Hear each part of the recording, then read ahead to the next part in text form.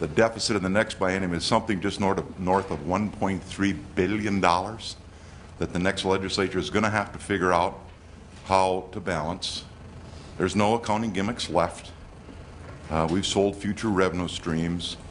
Did you contemplate at all the fact that this bill adds an additional $126 million to the deficit, to the $1.3 billion that already exists? Senator Peterson, I got to tell you, if this was a serious proposal, I think you should have figured out a way to pay for it. And if people are serious about this, that's what this committee should try to figure out how to do. I don't necessarily object to what you're trying to do, but we should try to figure out how we're going to pay for it, so we don't leave the next group of legislators, on which there's going to be a whole bunch of new ones. We all found out yesterday.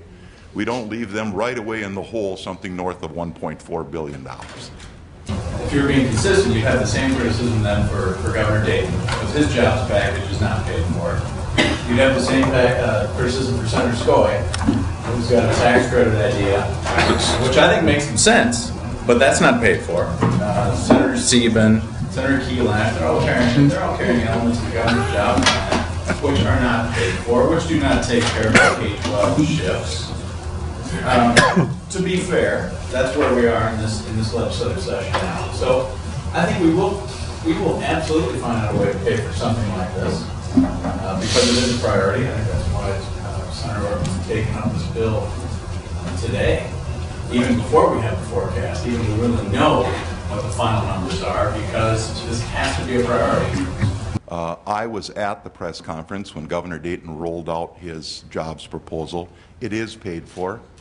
I heard him say he was going to close foreign operating corporation loopholes. There is plenty of money to do that. Like many people in this room, understand the foreign royalty subtraction.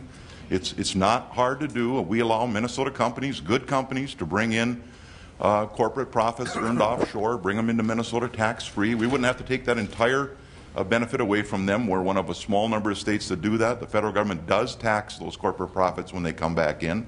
Those are the kind of conversations I think this committee needs to have as to how we pay for Senator Peterson's proposal. I'm not against having a good conversation. There's pieces of this that make sense, especially for Minnesota domiciled companies.